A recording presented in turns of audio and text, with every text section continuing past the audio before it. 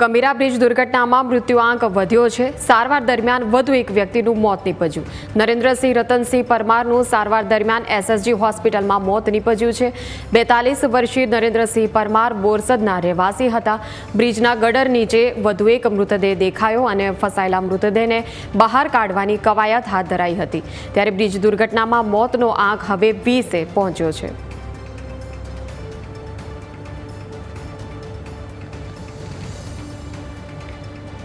તો ગંભીરા બ્રિજની ગોજારિયા દુર્ઘટના અને મૃતકાંક હવે 20એ પહોંચ્યો છે અને ખૂબ જ અત્યંત કરુણ અને દુઃખદ આ ઘટના કે જ્યાં મૃત્યુઆંક હવે વધ્યો છે।